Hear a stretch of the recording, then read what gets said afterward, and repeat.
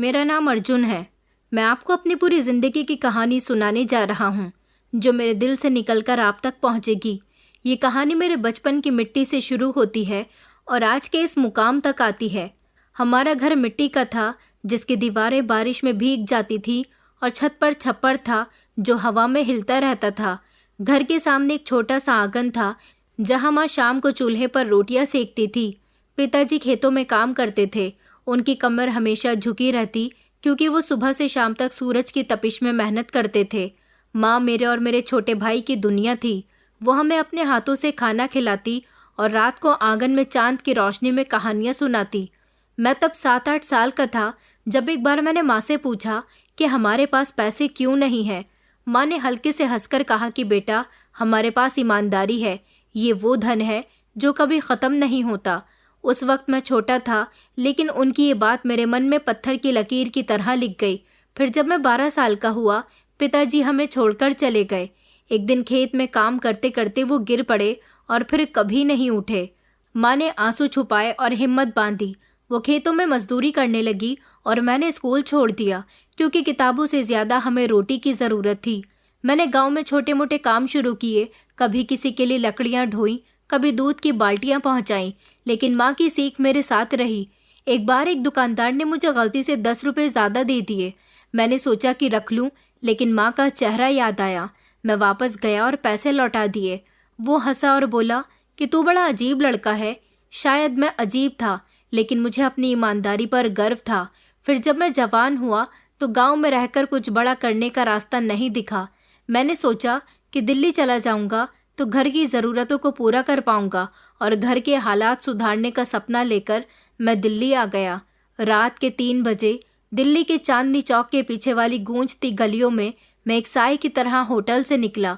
मेरे हाथ में आधी बची हुई रोटी थी, जेब में सिर्फ 100 रुपये थे और दिल में भूख के साथ एक पुराना सपना था, पेट भरकर पनीर की सब्जी खाने का। जब मैं हरिद्वार से दिल्ली आया था तो एक ही इरादा था कि कुछ पैसे कमाकर वापस लौटूंगा, लेकिन दिल्ली ने मुझे निगल लिया। जैसे ही शहर सपनों को मिट्टी में दफन कर देता है, मेरे कदम लड़खड़ाते हुए होटल के पीछे उस तंग कमरे की तरफ बढ़े जो मजदूरों के लिए बना था। वो गीली दीवारों वाला किराए का कमरा मेरा ठिकाना था। अंदर घुसते ही मैंने एक सांस ली, जैसे बाहर की धूल को शरीर से निकाल रहा हूँ, और फिर ढीला पड़ गया। दीवार पर एक कील से टंगी माँ की तस्वीर मेरी तरफ देख रही थी। उसकी आंखों में अजीब सा भरोसा था, जैसे वो जानती हो कि उसका बेटा कभी कुछ गलत नहीं करेगा। लेकिन मुझे लग रहा था कि मैं हार रहा हूँ। दिन भर होटल के फर्श से लेकर बाथरूम तक साफ करता, गर्म भाप में जलते बर्तन धोता, और जब किचन से पनीर की सब्जी की खुशबू निकलती तो मेरा पेट अजीब से शोर से गड़गड़ाता, चेहरे पर पसीना आ जाता और दिल में सवाल उठता कि क्या यही मेरी किस्मत है। जब सब गहरी नींद में सो रहे होते, मैं चुपके से तकिए के नीचे से प्याज और नमक की चटनी का प्लास्टिक का डिब्बा निकालता, सूखी रोटी को चटनी में डुबोकर चबाने लगता। हर निवाला गले से उतरता तो एक याद ताज़ा हो जाती, माँ के हाथ की रोटी, पिताजी की हंसी और हरिद्वार की वो सर्द रातें जहाँ चूल्हे पर दाल उबलती रहती थी। तभी अचानक दरवाजे पर हल्की सी खटखट हुई। मेरा दिल धड़कने लगा। इस वक्त कौन हो सकता है? मैंने डरते डरते दरवाज़ा खोला। सामने ही रमेश भाई खड़े थे, होटल के रसोइया। वो कहने लगे कि भूखा मर रहा है क्या? उन्होंने हल्के से हंसकर पूछा। मैं चुप रहा। उन्होंने हाथ में पकड़ा एक अखबार मेरी तरफ बढ़ाया। मैंने खोला तो अंदर एक गरम पराठा था, जिसके ऊपर मक्खन की हल्की परत चमक रही थी। मेरा दिमाग घूम गया। दिल चाहा कि चीख कर माँ को बता दूं कि देखो माँ, सपना पूरा हुआ। लेकिन अगले ही पल एक डर उठा, कहीं ये बचा हुआ खाना तो नहीं किसी ग्राहक की प्लेट से उठाया हुआ। वो कहने लगे कि परेशान मत हो, ये मैंने तेरे लिए ही बनाया था। रमेश भाई की आवाज़ में सच्चाई थी। मेरी आंखें नम हो गईं। मैंने कहा कि शुक्रिया रमेश भाई। पराठे की खुशबू से कमरा महक उठा। मैंने पहला टुकड़ा मुंह में डाला, जैसे कोई कैदी बरसों बाद आज़ादी की सांस ले रहा हो, लेकिन साथ ही एक अजीब सा एहसास जकड़ गया। क्या मेरा सपना बस इतना ही था, एक पराठा? पूरी रात मुझे नींद नहीं आई। अगले दिन होटल में ख़ास ग्राहक आया। वीआईपी कमरे को उसके लिए सजाया गया और मुझे वहाँ की सफाई सौंपी गई। जैसे ही मैं अंदर घुसा, महंगे सेंट और सिगरेट की मिली जुली महक ने मुझे घेर लिया। मैं झाड़ू लगा रहा था तभी मेरी नज़र बिस्तर के नीचे पड़े एक पर्स पर पड़ी। मेरे हाथ कांप गए। मैंने झुककर उसे उठाया तो उसके अंदर 100 के नोट चमक रहे थे। दिल की धड़कनें तेज हो गईं। ये तो किस्मत का दरवाज़ा था। एक पल को शैतानी ख्याल मेरे दिमाग में आया कि ले चलूँ इसे, लेकिन फिर माँ की तस्वीर आंखों के सामने आ गई। उसकी आंखें जैसे कह रही थी कि नहीं बेटा, ये तेरा नहीं है। मैंने पर्स वहीं पर वापस रख दिया और सफाई पूरी करके बाहर निकल आया। शाम को मालिक ने मुझे बुलाया कि तूने पर्स क्यों वापस किया। उसने सीधे मेरी आंखों में देखकर पूछा। मैंने कहा कि माँ ने सिखाया है कि गलत कमाई गले से नीचे नहीं उतरती। मैंने उसे जवाब दिया। वो चुप रहा और फिर बोला कि ऐसे लोग अब कम बचे हैं। मुझे कुछ समझ नहीं आया। मैं बस सर झुकाकर वापस काम पर लग गया। लेकिन वो दिन मेरे लिए यादगार बन गया, क्योंकि उस दिन मैंने सिर्फ प्याज और चटनी नहीं खाई थी, बल्कि मैंने अपनी ईमानदारी को एक बार फिर जीता था। सुबह आम दिनों की तरह शुरू हुई। एक थकी हुई सुबह, कमर में दर्द से टूटता शरीर और होटल के किचन से उठती सब्जी की खुशबू जो मेरे खाली पेट से मजाक कर रही थी। मेरा काम 7 बजे शुरू होता था, लेकिन मैं 6 बजे ही होटल पहुंच जाता ताकि किचन के पीछे बैठकर कुछ पल माँ की यादों में गुजार सकूं। आज होटल के वीआईपी कमरा नंबर 103 की सफाई मेरी जिम्मेदारी थी। वो कमरा खास लोगों के लिए ही था जिनके पास महंगी गाड़ियां होती थीं। शायद मेरे जैसे कई घरों का खर्चा चला सकती थी। मैंने झाड़ू उठाई, अलमारी के कोने, बिस्तर के नीचे और सोफे के पीछे की धूल साफ की। लेकिन जब मैं बाथरूम के पास पहुंचा तो मेरी नज़र एक चमकती चीज पर पड़ी। एक सोने की चेन, लंबी, भारी और कीमती। मेरे हाथ कांपने लगे। दिल एक पल को रुक सा गया था। कमरे की खामोशी बोझ बन गई थी। ये किसी ने भूल से छोड़ दी थी। दिल ने कहा कि ले जा इसे और बेचकर माँ के लिए दवाइयाँ खरीद, अपने लिए जूते ले। मेरे हाथ बेकाबू हो गए। सोने की ठंडक मेरी रूह तक उतर गई। एक पल को लगा कि जैसे मैं इस दुनिया से बाहर निकल आया हूँ, उस अंधेरे कमरे और चटनी वाली रोटी के दायरे से। लेकिन तभी माँ की आवाज़ दिल में गूंजी, याद रख बेटा, गलत कमाई गले में अटक जाती है। जो चीज़ तेरी नहीं वो कभी तेरा सुकून नहीं बन सकती। मेरे कदम पीछे हटे। कांपते हाथों ने चेन को वहीं पर वापस रख दिया। दिल एक कश्मकश में डूब गया, जैसे ज़मीर सीने से निकलकर आंसुओं में बदलने को तैयार हो। कमरे से बाहर निकला तो पेट फिर खाली था, लेकिन दिल में एक अजीब सा सुकून था। रमेश भाई ने मुझे पीला चेहरा और नम आंखों के साथ देखा तो पूछा, सब ठीक है ना? मैंने हंसकर बात टाल दी। शाम को वही ग्राहक वापस आया। सफ़ेद कुर्ते में एक शांत सा शख्स, साथ में एक जवान लड़की थी, शायद उसकी बेटी। कहने लगा कि कमरे में कुछ भूल गया हूँ। उसने नरमी से मुझसे पूछा।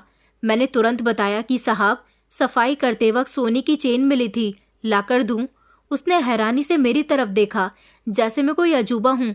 तुम्हारा नाम क्या है? उसने पूछा। अर्जुन, मैंने धीरे से कहा। ईमानदारी बड़ी चीज़ है, इसका सिला तुम्हें ज़रूर मिलेगा। उसके शब्द मेरे दिल में उतर गए। वो दोनों तो वहाँ से चले गए और मैं देर तक खड़ा सोचता रहा। अगर मैंने वो चेन रख ली होती तो शायद आज मेरा पेट भरा होता, लेकिन नींद नहीं आती। उस रात जब मैं कमरे में लौटा तो तकिए के नीचे एक छोटा सा लिफाफा मिला। हैरानी से खोला तो अंदर 500 रुपये का नोट और एक छोटी सी चिट्ठी थी। ईमानदारी का शुक्रिया। मैंने चिट्ठी को माँ की तस्वीर के पास दीवार पर लगा दिया और पैसे माँ की दवाइयों के लिए रख लिए। बारिश की वो रात कुछ अजीब थी। दिल्ली की सड़कें कीचड़ और पानी से भरी थी। मैं थकान से चूर होटल के अंदरूनी कमरे की तरफ बढ़ रहा था, जहां मालिक पन्ना लाल जी अक्सर आराम करते थे। आज से सफाई की ड्यूटी मेरी वहां लगाई गई थी। वो कोई साधारण कमरा नहीं था। मखमली सोफा, तालवी और ऐसी खुशबू जैसे समय भी उसमें कैद हो। कमरे में घुसते ही दिल में एक बेचैनी उठी, जैसे कुछ होने वाला हो। फर्श पर झाड़ू देते हुए अचानक सोफे के पास एक भूरा बैग दिखा, सादा सा खाकी रंग का, जैसे व्यापारी लोग लेकर जाते हैं। दिल में घबराहट हुई। मैंने चारों तरफ नज़र दौड़ाई। कमरा खाली था। खामोशी ऐसी कि दिल की धड़कनें भी शोर मचाने लगे। एक ख्याल आया कि देखूं तो सही, शायद कुछ ज़रूरी चीज़ हो। मेरी उंगलियों ने बैग की जिप पकड़ी। खोला तो अंदर जैसे खजाना छुपा हो, बहुत सारे नोट गड्डियों में बंधे हुए। मेरा दिल सीने से बाहर आने को बेताब हो गया। सांस लेना मुश्किल हो गया। आंखें फटी की फटी रह गईं। मैंने नोट नहीं गिने, लेकिन इतना समझ गया था कि इस बैग में मेरे कई सालों की कमाई थी। इतना पैसा कि माँ का इलाज करवा सकूं, भाई को पढ़ा लिखा सकूं, अपने लिए एक छोटा सा कमरा ले सकूं जहाँ छत न टपके। दिल ने कहा कि ले जा इसे, ये तेरी किस्मत का दरवाज़ा है, कोई नहीं देख रहा। लेकिन फिर अंदर से माँ की आवाज़ गूंजी, जो चीज़ तेरी नहीं वो कभी तेरा नसीब नहीं बन सकती। मेरे हाथ पैर कांपने लगे, माथे पर पसीना छूट गया, कमरे की दीवारें जैसे मुझ पर सिकुड़ने लगी। मैंने बैग को वहीं पर रखा, जिप बंद की और आंखें मूंदकर गहरी सांस ली। मैं कमरे से निकलने ही वाला था कि दरवाजे के पीछे एक साया दिखा। मैं चौंक गया। दरवाज़ा खुला तो पन्ना लाल जी थे, चेहरे पर हैरानी और शायद हल्की सी मुस्कान। सब ठीक है ना अर्जुन? उन्होंने नरमी से पूछा। मैंने सर झुकाकर कहा कि जी, कमरे की सफाई कर रहा था, बैग दिखा लेकिन मैंने हाथ नहीं लगाया। उन्होंने चुपचाप मुझे देखा और फिर बोले कि मैंने बैग वहां पर जानबूझकर रखवाया था, एक परीक्षा थी तुम्हारी। मेरे पैरों तले से जमीन खिसक गई। क्या? हाँ अर्जुन, होटल में कई बार चोरियां हुई थी। मैं देखना चाहता था कि किस पर भरोसा कर सकता हूँ। आज तूने मुझे हैरान कर दिया। मैं खामोश खड़ा रहा। दिल में तूफान उठ रहा था, खुशी भी थी, हैरानी भी, और कहीं भूख की एक नई चीख भी। क्योंकि सच तो ये था कि मैंने कुछ चुराया नहीं, लेकिन वो नोट अब भी मेरे सपनों में लहरा रहे थे। पन्ना लाल जी ने मेरे कंधे पर हाथ रखा कि तूने जो किया वो हर किसी के बस की बात नहीं, इसका सिला जरूर मिलेगा। मैंने सर हिलाया और कमरे से बाहर आ गया, लेकिन अंदर भूख अब भी चीख रही थी। बारिश के बाद की नमी ने होटल के पिछले आंगन में एक अजीब सी खामोशी फैला दी। दोपहर का वक्त था, भीड़ थी, हर कोई अपने काम में लगा हुआ था। ग्राहक आ रहे थे, जा रहे थे, प्लेटें धुल रही थी, बर्तन टकरा रहे थे। मैं हमेशा की तरह चुपचाप सफाई करता रहा, जैसे किसी ने मेरी जुबान छीन ली हो। मेरा शरीर मशीन बन चुका था और आत्मा बस सांस लेने का बहाना। कमरा नंबर 204 में एक अमीर ग्राहक ठहरा था, जो हमेशा महंगा खाना मंगवाता और आधा ही छोड़कर चला जाता। उस दिन भी वो खाना खाकर निकल गया। मेरे जिम्मे उसका कमरा साफ करना था। अंदर घुसा तो मेज पर एक प्लेट में दाल मखनी, पनीर की सब्जी और 2 नान पड़े थे। सिर्फ थोड़ा सा खाया गया था, बाकी सब वैसा ही था। मेरी आंखों के सामने अंधेरा छा गया, गले से खाली सांस निकली, हाथ मेज पर टिक गया। वो खाना मेरी तरफ देख रहा था, जैसे कह रहा हो, खा ले, कौन देख रहा है। मैंने दरवाज़ा बंद किया, कुंडी लगाई और मेज के पास बैठ गया। पहला निवाला गले से उतरा तो शरीर में जैसे जान आ गई। दूसरा निवाला, फिर तीसरा निवाला, लेकिन जैसे ही आखिरी निवाला लिया, दरवाज़ा पीछे से खुला। मेरी जान निकल गई। पन्ना लाल जी खड़े थे। उनकी आंखों में हैरानी नहीं थी, जैसे वो सब पहले से ही जानते हों। मैं तुरंत खड़ा हो गया, प्लेट से दूर हटा, लेकिन देर हो चुकी थी। वो धीरे से आगे बढ़े, कुर्सी खींच कर बैठे और जेब से एक मुड़ा हुआ कागज़ निकाला। बिना कुछ कहे उसे मेज़ पर रख दिया। मैंने नीची नज़र से कागज़ उठाया। मेरे हाथ पैर कांपने लगे। ये वो कागज़ था जो नौकरी के पहले दिन मैंने साइन किया था। उसमें साफ लिखा था कि होटल की किसी भी चीज़ को निजी इस्तेमाल करना चोरी माना जाएगा। सज़ा 2 लाख का जुर्माना या कानूनी कार्रवाई। मेरी आंखों के सामने धुंध छा गई, दिल की धड़कनें बेकाबू हो गईं, जुबान लड़खड़ाने लगी। माफ़ कर दीजिए, मजबूरी थी, भूख बहुत लगी थी, मैंने कहा। उनके चेहरे पर कोई भाव नहीं आया, लेकिन उनकी खामोशी दर्दनाक थी। अर्जुन, मैं तुझे इज्जत देता रहा, तुझे अपने कीमती कमरों तक आने दिया, तुझ पर भरोसा किया, और तूने ये किया। मैंने नीचे देखा, शरीर पसीने से तर था, आंखें भीग चुकी थीं। मैं पुलिस नहीं बुलाऊंगा, वो बोले, लेकिन तुझे मालूम होना चाहिए कि गलत कमाई सिर्फ पेट नहीं, ज़मीर को भी खा जाती है। तुझे एक मौका देता हूँ, फैसला तुझ पर है। 2 लाख का इंतज़ाम कर, या जो मैं कहूँ वो मान ले। मैंने चौंक कर उनकी तरफ देखा। क्या मतलब? कल शाम तक का वक्त है तेरे पास। अगर पैसे दे सकता हो तो ठीक है, वरना एक और रास्ता है जो तेरे लिए आसान नहीं होगा। मैं सुन खड़ा रहा, जबान गूंगी, दिमाग सुन। अब जा सकते हो, उन्होंने इशारा किया। मैं लड़खड़ाते कदमों से दरवाजे की तरफ बढ़ा। कमरे से निकला तो लगा जैसे दुनिया की हवा बदल गई हो। हर शख्स मुझे घूर रहा हो, हर दीवार मेरे खिलाफ हो गई हो। अपने कमरे में लौटा, दरवाज़ा बंद किया और माँ की तस्वीर के सामने बैठकर देर तक रोया। वो खाना जो पेट में था अब जहर लगने लगा। मैंने सोचा कि अगर मैंने ईमानदारी से सोने की चेन लौटा दी, बैग वापस रख दिया, तो आज ये बचा हुआ टुकड़ा मुझे क्यों इतना महंगा पड़ गया। लेकिन शायद ये वो टुकड़ा था जो ज़मीर के खिलाफ गले से उतरा था, और ऐसा टुकड़ा अक्सर सबसे कीमती सबक बन जाता है। सुबह की रोशनी जैसे मेरे चेहरे पर तमाचा मार रही थी। दिल चाहता था कि होटल ना जाऊं, लेकिन भागना मुमकिन नहीं था। मेरी रोजी, मेरी जिंदगी सब एक शख्स के हाथ में थी, वही शख्स जिसकी नज़रों में मैं कल चोर बन चुका था। होटल पहुंचा तो माहौल पहले जैसा नहीं था। हर चीज़ बोझल थी, हर नज़र शक से भरी, जैसे सबको पता हो कि मैंने कुछ गलत किया है। किचन में रमेश भाई ने नमस्ते किया, लेकिन उनकी आवाज़ में वो गर्म जोशी नहीं थी। मैं चुपचाप अपनी ड्यूटी पर लग गया। हाथ चल रहे थे, लेकिन दिमाग सुन था। दोपहर के करीब मुझे पन्ना लाल जी के कमरे में बुलाया गया। दिल धक धक कर रहा था। कमरे के दरवाजे पर पहुंचकर मैंने हल्की सी खटखट की। अंदर से आवाज़ आई, आ जाओ अर्जुन। दरवाज़ा खोलकर मैं अंदर घुसा। वो अपनी बड़ी मेज़ के पीछे बैठे हुए थे। चेहरे पर नरमी थी, लेकिन आंखों में वही परखती सकती। मैंने हिचकिचाते हुए हाथ जोड़े और सर झुका दिया। साहब, मैं बहुत शर्मिंदा हूँ, माफ़ कर दीजिए, मजबूरी थी, पेट की आग। उन्होंने हाथ उठाकर मुझे चुप करवा दिया। अर्जुन, मैं तेरी मजबूरी समझ सकता हूँ, लेकिन नियम नियम होता है, वो सबके लिए एक बराबर है। मेरी आंखों से आंसू बह निकले। तनख्वाह काट लीजिए, जितना चाहें, जैसे चाहें, बस पुलिस में मत दीजिए। मेरे लिए जेल मौत से बदतर होगी। माँ ये खबर सुनकर मर जाएगी। कमरे में खामोशी छा गई। फिर उन्होंने गहरी सांस ली और कुर्सी से सीधे बैठे। एक रास्ता है, वो बोले। मेरे कान खड़े हो गए। उम्मीद की एक नई किरण चमकी, लेकिन साथ ही डर भी था। एक शर्त, अगर मानो तो सब माफ। मैंने तुरंत सर हिलाया। कहिए साहब, जो भी होगा मैं मान लूंगा। उन्होंने कुछ पल मुझे देखा और फिर कहा कि मेरी बेटी से शादी कर ले। कमरे की जमीन जैसे मेरे पैरों तले से खिसक गई। दिल रुक गया, दिमाग सन्नाटे में डूब गया। मैं उनकी तरफ देखता रह गया, आंखें फटी हुई। क्या? मैंने मुश्किल से पूछा। हाँ अर्जुन, मेरी बेटी पढ़ी लिखी है, इज्जतदार है, लेकिन मैं उसके लिए एक ऐसा लड़का चाहता हूँ जो ईमानदार हो।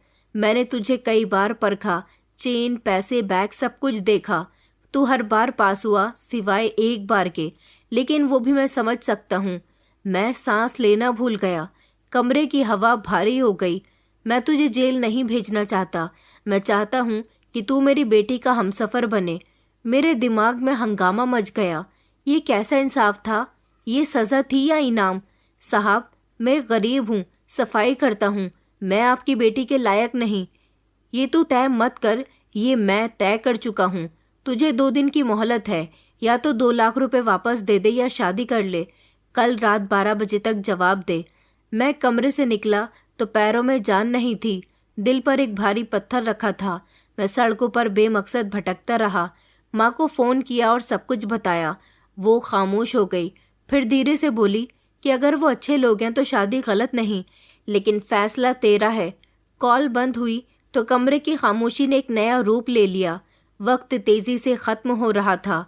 कल रात 12 बजे तक फैसला देना था और मैं अभी तक कुछ तय नहीं कर पाया था। दिल्ली की हवाएं उस दिन अजीब सी लग रही थी, जैसे शहर के कोने कोने में मेरा फैसला लिखा जा रहा हो। मेरे सामने मेज़ पर वही फ़ोन रखा था जिससे कल रात माँ को सब कुछ बताया था। उसकी थकी हुई आवाज़ मेरे दिल से निकल नहीं रही थी। बेटा, ये कैसी परीक्षा है? हाँ माँ, उसने कहा, या तो शादी कर लो या 2 लाख जुर्माना दो। कल रात 12 बजे से पहले जवाब देना होगा। माँ की सांसों में घबराहट साफ सुनाई दे रही थी। फिर वो देर तक चुप रही और धीरे से बोली, तेरे पिताजी होते तो शायद कहते कि मर्द को अपनी पसंद से जीना चाहिए, लेकिन मेरी माँ कहती थी, हालात से कभी मत डर, बस ज़मीर को मत हारने दे। मेरी आंखें भीग गईं। माँ की बातें कभी सीधी नहीं होती, लेकिन उनमें अजीब सी रोशनी होती, ऐसी रोशनी जो अंधेरे में रास्ता दिखाती है। अगले दिन माँ ने अपने गहने बेचे, पिताजी की यादगार चूड़ियाँ और वो छोटा सा लॉकेट जो उनकी शादी में मिला था। हरिद्वार के एक पुराने सुनार ने उन्हें 50,000 में खरीदा। मेरे पास 50,000 थे और ज़रूरत थी 2 लाख की। मैंने नोटों की वो गड्डी हाथ में ली। ऐसा लगा जैसे वो किसी सांप की गर्दन हो। शरीर में ठंडी सिहरन दौड़ गई। क्या मैं वाकई वो बेटा था जो माँ के गहने बेचकर भी मुसीबत हल न कर सका? होटल लौटा तो पन्ना जी अपने दफ्तर में थे। मैंने कांपते हाथों से लिफाफा उनके सामने रखा। ये 50,000 हैं, अभी और का इंतज़ाम करूँगा, वक्त दे दीजिए, बस पुलिस में मत दीजिए। उन्होंने नोटों की तरफ देखा भी नहीं, कुर्सी की पीठ से टेक लगाकर मेरी आंखों में देखा। अर्जुन, तुझे वक्त दिया गया था फैसला करने के लिए। ये रकम अब बेकार है, या तो तू 2 लाख पूरा दे या शादी कर। रात 12 बजे के बाद मेरे पास कोई तीसरा रास्ता नहीं होगा। मेरे पैरों तले से जमीन कांपने लगी। मैं खामोश खड़ा रहा, वो खामोशी जो इंसान की आवाज़ छीन लेती है।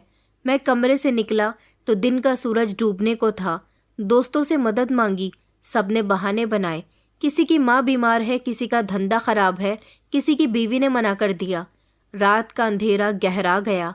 होटल लौटा तो दीवारों से भी जैसे वक्त टपक रहा था। हर घड़ी मुझे घूर रही थी, फैसला दो अर्जुन, फैसला दो। कमरे में आकर मैंने माँ की तस्वीर के सामने मोमबत्ती जलाई। उसकी रोशनी में उसकी आंखें कुछ और कह रही थी। माँ, अगर मैं शादी कर लूँ तो क्या तुम शर्मिंदा होगी? तस्वीर ने जवाब नहीं दिया, लेकिन मेरे दिल में एक सुकून उतरने लगा। 12 बजने में अब कुछ ही पल बचे थे। मैंने ठंडी सांस ली, आईने में खुद को देखा।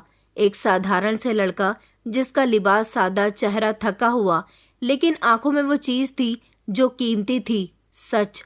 मैंने दरवाजा खोला और पन्नालाल जी के कमरे की तरफ बढ़ा। फैसला अब होना ही था। दफ्तर के सामने पहुंचा तो घड़ी ने 12 की पहली घंटी बजाई। मैंने दरवाजा खटखटाया तो अंदर से आवाज आई, आ जाओ अर्जुन। मैंने दरवाजा खोला। पन्नालाल जी मेज के पीछे बैठे थे। उनके चेहरे पर न सख्ती थी न नरमी, बस इंतजार। मैं धीरे से चलता हुआ उनके सामने खड़ा हो गया। मेरी आवाज गायब थी, होंठ सूखे, दिल गले में अटका हुआ।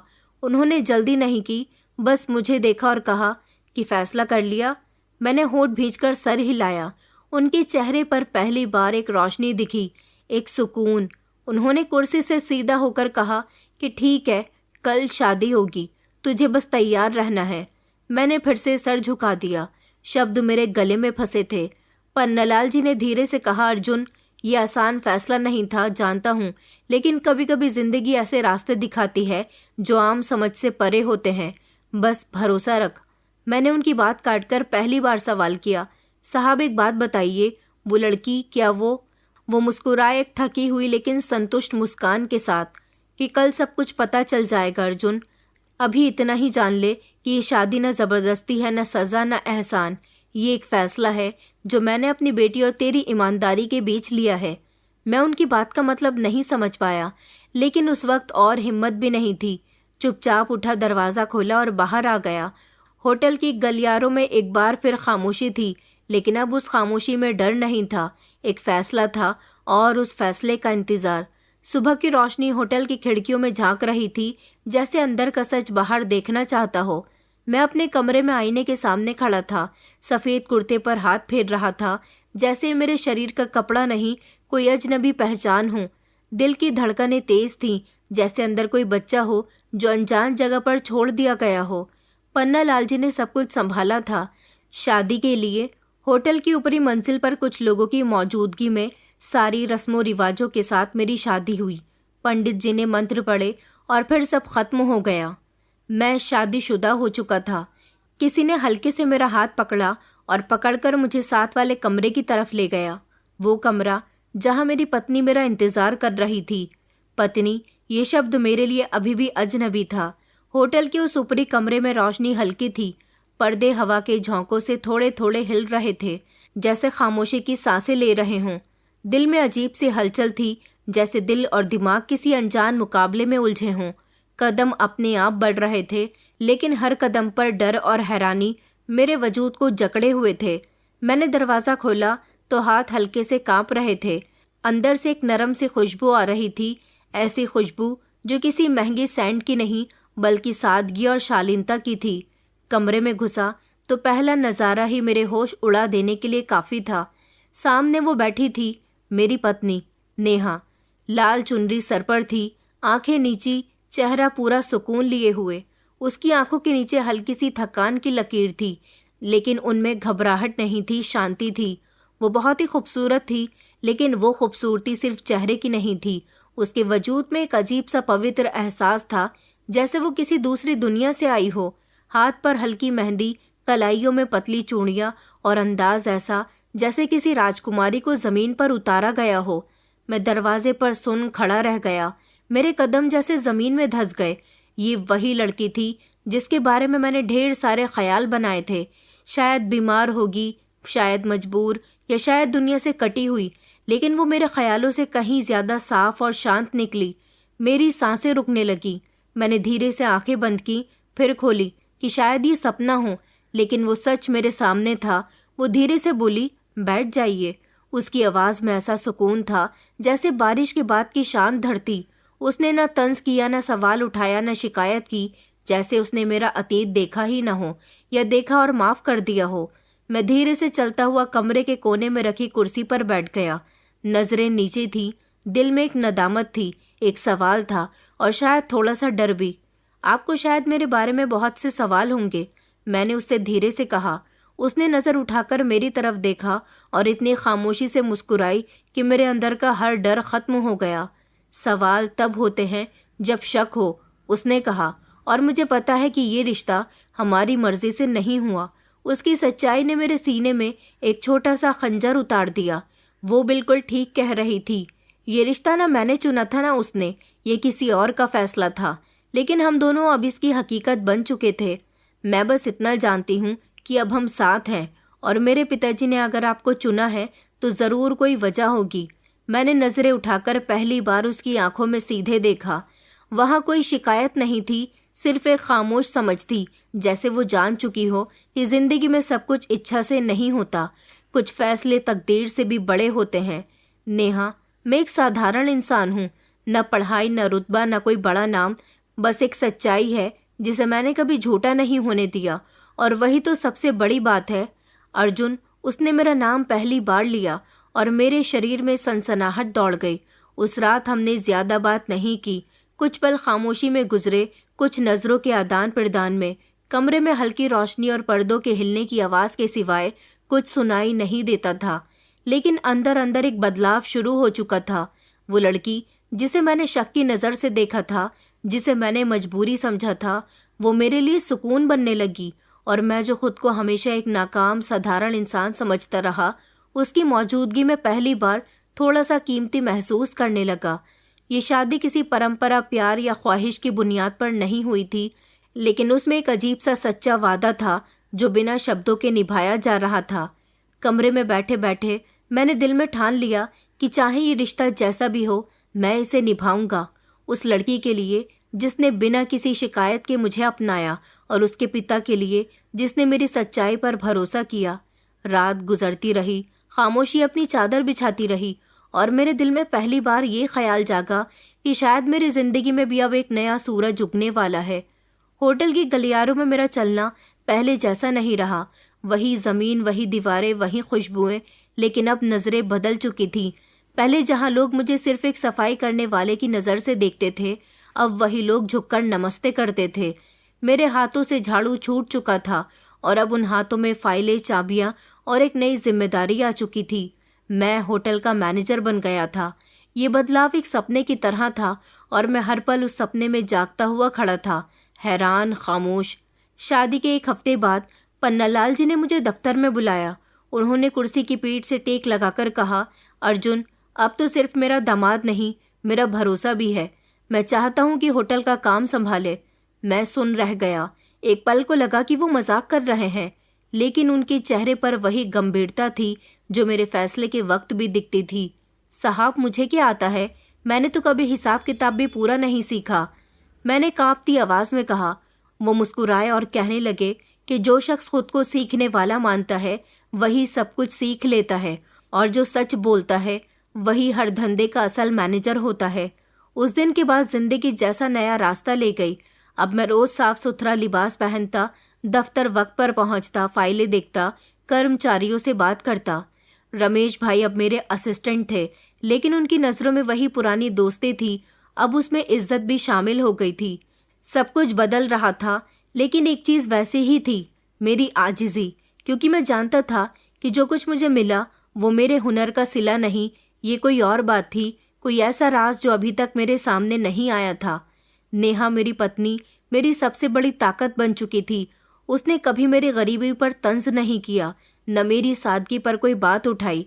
वो खामोशी से हर रोज़ मेरे कपड़े प्रेस करती, दोपहर को खाने का ध्यान रखती और रात को मेरे साथ वही पुरानी छत के नीचे सादी जिंदगी गुजारती, जैसे वो कभी बड़ी हवेली की बेटी थी ही नहीं। मैं अक्सर उसे देखता जब वो मेरे सामने बैठी होती। उसकी आंखों में सुकून होता, होठों पर मुस्कान और उसकी खामोशी में एक हौसला था। कभी कभी रात को मैं उससे पूछता कि तुम्हें कभी अफसोस नहीं हुआ मुझ जैसे साधारण से इंसान से शादी करके? वो हल्के से मुस्कुराकर कहती कि कभी नहीं, मैंने आपको पसंद नहीं किया, पिताजी ने किया है। लेकिन अब मुझे जानकर खुशी होती है कि उनकी नज़र कभी धोखा नहीं खाती। मैं चुप हो जाता। उसका भरोसा मेरे लिए नई हिम्मत बन जाता। दिल में एक सवाल बार बार गूंजता कि ऐसा भी क्या था मुझ में जिसने पन्नालाल जी जैसे अनुभवी शख्स को ये सब देने पर मजबूर कर दिया। क्यों उन्होंने मुझे न सिर्फ अपना दामाद बनाया बल्कि अपने धंधे का वारिस भी? आखिर ऐसा क्या था जो मैं खुद नहीं जानता? एक दिन मैंने तय किया कि इस सवाल का जवाब ढूंढकर रहूंगा। पन्नालाल जी उस वक्त अपने दफ्तर में थे। मैंने धीरे से दरवाज़ा खटखटाया। अंदर से जानी पहचानी आवाज़ आई, आ जाओ अर्जुन। मैं अंदर घुसा। वो मेज़ पर कुछ कागजात देख रहे थे। मुझे देखकर मुस्कुराए। आज तो कुछ परेशान लग रहा है। मैंने कुर्सी खींचकर उनके सामने बैठते हुए कहा कि साहब, एक बात पूछनी है। उन्होंने चश्मा उतारकर मेज़ पर रखा, दोनों हाथ आपस में जोड़े और मेरी तरफ ध्यान से देखा। पूछो अर्जुन। मैंने गहरी सांस ली। साहब, मैं सब कुछ पा चुका हूँ। आपकी बेटी जैसी औरत मेरी पत्नी है, आपका धंधा मेरे हवाले है, सब कुछ बहुत अच्छा है। लेकिन दिल में एक बात बार बार आती है, आखिर आपने मुझ पर इतना भरोसा क्यों किया? पन्नालाल जी की आंखों में चमक आ गई, जैसे वो इसी पल का इंतजार कर रहे हों। बिल्कुल वो सवाल जो बरसों से तेरे दिल में पल रहा था। मैं शर्मिंदगी से मुस्कुरा दिया। मैं जानता हूँ कि शायद ये सवाल करना ठीक नहीं, लेकिन जानना चाहता हूँ कि क्यों।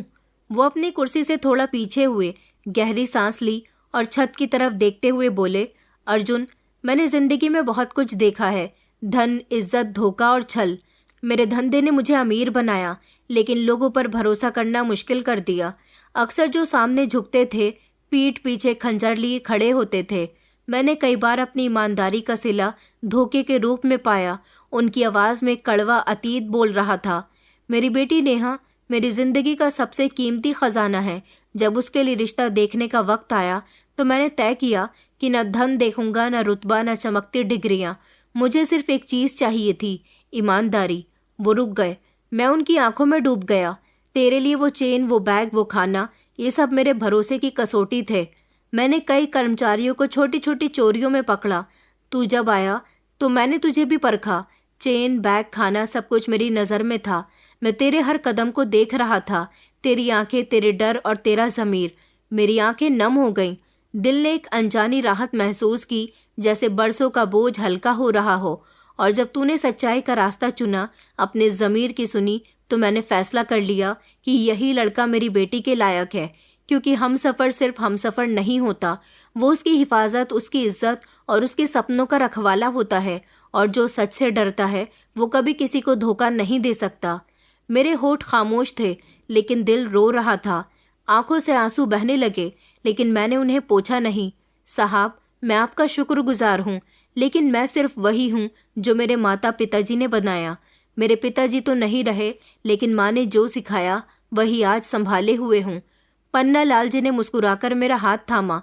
तूने अपने किरदार से जो सबक दिया वो किसी किताब में नहीं पढ़ाया जाता, और ये तेरी असल ताकत है अर्जुन। वो पल मेरे लिए जिंदगी की सबसे बड़ी डिग्री था। मैं जो कभी होटल का कचरा उठाता था, आज उसके मालिक के दिल में जगह पा चुका था। वापसी पर होटल की गलियारों से गुजरते हुए मैं रुक गया। वो कमरा जहां मैंने चैन लौटाई थी, वो दरवाज़ा जहां बैग रखा था, वो कोना जहां बचा हुआ खाना खाया था, उन जगहों की खामोशी अब मुझसे कुछ कह रही थी। ये वो जगहें थी जहां मेरे ज़मीर ने जंग लड़ी थी, और आज वही ज़मीर मेरा सबसे कीमती खजाना बन चुका था। जिंदगी ने मेरे सामने एक नया चेहरा खोल दिया था, ऐसा चेहरा जो मैंने सपनों में भी नहीं देखा था। वही होटल जहां मैं कभी सफाई करता था, अब मेरी निगरानी में चल रहा था। वही लोग जिनके बर्तन धोते धोते मेरे हाथ छिल जाते थे, अब वो मेरे नीचे काम कर रहे थे। वक्त की ये चाल शायद बहुतों को हैरान करती, लेकिन मुझे तो अपनी हकीकत पर यकीन नहीं आता था। जिस रात पन्नालाल जी ने मेरे सामने अपनी बेटी का हाथ और अपना धंधा रखा, उस रात मैंने खुद को किसी और ही दुनिया में पाया। उनके शब्द आज भी मेरे दिल में गूंजते हैं। ईमानदारी वो खजाना है जिसे कोई चुरा नहीं सकता। तूने वो खजाना संभाला, इसलिए अब तू इसका हकदार है। मेरे पैरों तले जमीन उस वक्त कांपी थी जब उन्होंने अपनी जिंदगी की जमा पूंजी, अपने खून पसीने से बनाया हुआ होटल मेरे हवाले कर दिया। उनकी आंखों में न फक्र था न घमंड, सिर्फ एक अजीब सा सुकून, जैसे उन्होंने बरसों से संभाला हुआ बोझ किसी ऐसे कंधे पर रख दिया हो जिस पर भरोसा हो। वो पल मैं कभी नहीं भूल सकता जब पहली बार मालिक के कमरे में बैठा। वही कमरा जहां एक दिन मैंने नोटों से भरा बैग देखा था, वही पर्दे, वही मेज, लेकिन आज वो सारी चीजें मेरे सामने थी, मेरे कब्जे में थी। फर्क सिर्फ इतना था कि अब ये कांपना डर का नहीं, शुक्र का था। नेहा मेरी पत्नी, मेरी खामोश ताकत, वो हमेशा मेरे साथ खड़ी रही। उसने कभी मेरे अतीत पर सवाल नहीं उठाया, न मेरे सादेपन पर हंसी। वो समझ चुकी थी कि मैं न कोई खास इंसान हूँ, न किसी बड़े रुतबे का सपना देखने वाला। मैं बस एक साधारण इंसान था जिसने अपनी सच्चाई से खुद को पहचाना, और उस सच्चाई ने ही उसे जिंदगी का सबसे बड़ा इनाम दे दिया। अक्सर रात को जब हम छत पर बैठते तो नेहा आसमान की तरफ देखकर कहती कि देखो अर्जुन, वो जो सबसे चमकता सितारा है ना, वो तुम्हारा है। मैं मुस्कुरा देता, नहीं, वो शायद उस दिन चमकने लगा जब तुम मेरी जिंदगी में आई। नेहा हंस देती, लेकिन उसकी हंसी में जो सुकून होता वो मुझे यकीन दिलाता कि ये जिंदगी अब सिर्फ मेरी नहीं रही, ये हमारी थी। पन्ना लाल जी ने अपनी जिम्मेदारियां धीरे धीरे मेरे हवाले करनी शुरू कर दी। हिसाब किताब, सामान की सप्लाई, कर्मचारियों की तनख्वाह, सब कुछ। शुरू में मैं घबरा गया था, लेकिन उन्होंने कहा कि जो शख्स अपने ज़मीर से डरता है वो कभी किसी को नुकसान नहीं दे सकता, और वही लोग आगे बढ़ते हैं जो अपने मन को काबू में रखते हैं। मैंने हर दिन एक नई सीख के साथ गुजारा। जहाँ गलती हुई वहाँ माफ़ी मांगी, जहाँ कुछ सीखा वहाँ शुक्र अदा किया। मुझे मालूम था कि इस मुकाम तक पहुँचने में सिर्फ मेरे कदमों का सफ़र नहीं था, मेरे ज़मीर की कुर्बानी, मेरी भूख, मेरी परीक्षा, और सबसे बढ़कर मेरा सच शामिल था। अब जब मैं किसी नए कर्मचारी को देखता तो उसमें अपना अक्स ढूंढता, उसकी आंखों में भूख देखता, हाथों में मेहनत और दिल में सपने। अक्सर उन्हें बुलाकर कहता कि मेहनत करो, लेकिन ईमानदारी को कभी मत छोड़ना। वक्त लगता है, लेकिन उसका फल ज़रूर मिलता है। एक दिन होटल के पीछे उस कमरे में गया जहाँ पहले मेरा ठिकाना था। वही छोटा सा कोना, वही नमी, वही दीवारें, और वही दीवार पर माँ की तस्वीर। तस्वीर के फ्रेम पर अब भी धूल जमी थी। मैंने हाथ से साफ किया, तस्वीर उठाई और दिल से कहा, माँ, तेरा बेटा आज भी वही है, बस कपड़े बदल गए, हालात बदल गए, लेकिन ज़मीर वही है। माँ को फ़ोन करके जब मैंने सारी बातें बताईं, वो रो पड़ी। बेटा, जो रास्ता ईमानदारी से बनता है वो नस्लों को संवारता है। तेरा पिता होता तो तुझे गले लगाकर कहता कि ये मेरा असल वारिस है। मेरी आंखों से आंसू बह निकले, शुक्र के आंसू, और उस सफ़र की याद के जो मिट्टी से चमक तक पहुंचा था। मैं सोचने लगा कि शायद किस्मत सिर्फ पैसों से नहीं बनती, ईमानदारी से बनती है, क्योंकि धन छिन सकता है, ताकत खत्म हो सकती है, लेकिन सच्चाई इंसान का असल गहना है, और जब वो गहना दिल में हो तो दुनिया की कोई ताकत उसे गरीब नहीं बना सकती। आज भी जब मैं होटल की गलियारों से गुजरता हूँ तो वो कमरे, वो कोने, वो लम्हे याद आते हैं जब मैंने खुद को बहुत साधारण समझा, जब मैंने चेन वापस की, बैग छोड़ा, वो टुकड़ा खाया जिसने मेरी जिंदगी बदल दी। अब हर वो लम्हा मेरे साथ है, क्योंकि वो मेरे ज़मीर के गवाह हैं। जिंदगी ने मुझे सिखा दिया कि ईमानदारी बोझ नहीं, इज्जत का पहला कदम है, और जो इस कदम पर चलता है वो कभी नहीं गिरता। ये कहानी हमें ईमानदारी की ताकत और उसके जीवन पर असर को गहराई से समझाती है। ये कहानी सिखाती है कि ईमानदारी सिर्फ एक गुण नहीं, बल्कि इंसान का सबसे बड़ा खजाना है, जो उसे हर मुश्किल वक्त में संभालता है और उसकी इज्जत को बरकरार रखता है। अर्जुन की जिंदगी हमें दिखाती है कि भले ही हालात कितने कठिन क्यों न हो, भूख, गरीबी या लालच का दबाव, अगर इंसान अपने ज़मीर की आवाज़ सुनता है और सच्चाई का रास्ता चुनता है तो उसे न सिर्फ सुकून मिलता है, बल्कि एक ऐसी मंजिल भी मिलती है जिसका उसने कभी सपना भी नहीं देखा था। इस कहानी से हमें ये सीख मिलती है कि सच्चाई का रास्ता हमेशा आसान नहीं होता। कई बार ऐसा लगता है कि ईमानदारी हमें तुरंत कुछ नहीं देती, न पैसा, न राहत, न कोई तारीफ, लेकिन लंबे समय में ये वही ईमानदारी होती है जो हमें हमारी असल पहचान देती है। अर्जुन ने सोने की चेन, नोटों से भरा बैग और भूख के आगे झुकने के मौके को ठुकराया, क्योंकि उसकी माँ ने उसे सिखाया था कि गलत कमाई गले में अटक जाती है, और यही सीख उसकी जिंदगी का आधार बनी। जब उसने एक बार गलती की और बचा हुआ खाना खा लिया तो उसे उसकी कीमत भी चुकानी पड़ी, लेकिन उसने उस गलती से सबक लिया और फिर कभी अपने ज़मीर को नहीं हारा। ये कहानी ये भी बताती है कि दुनिया में ऐसे लोग हैं जो ईमानदारी को देखते हैं, उसकी कदर करते हैं। पन्नालाल जी ने अर्जुन को इसलिए चुना क्योंकि उन्होंने उसकी सच्चाई को परखा और उसे अपनी बेटी का हमसफर बनने लायक समझा। इससे हमें ये संदेश मिलता है कि ईमानदारी सिर्फ अपने लिए नहीं बल्कि दूसरों के लिए भी एक मिसाल बनती है। धन, रुतबा या मौके आते जाते रहते हैं, लेकिन जो अपने सच के साथ चलता है वो कभी हारा हुआ नहीं होता। तो इस कहानी का सबसे बड़ा सबक यही है, अपने हर कदम पर ईमानदारी को साथ रखो। ये न सिर्फ तुम्हें भीतर से मजबूत बनाएगी बल्कि तुम्हारी जिंदगी को एक ऐसी रोशनी देगी जो दूसरों के लिए भी रास्ता दिखाएगी, क्योंकि सच्चाई वो गहना है जिसे कोई चुरा नहीं सकता, और जो इसे पहनता है वो हमेशा सर ऊंचा करके जीता है। दोस्तों, उम्मीद करती हूँ आपको हमारी कहानी पसंद आई होगी। कहानी पसंद आई है तो वीडियो को लाइक करें, चैनल पर नए हैं तो चैनल को सब्सक्राइब करें, और हाँ, नोटिफिकेशन बेल को ज़रूर दबाएं ताकि अगली अपडेट सबसे पहले आपको मिले।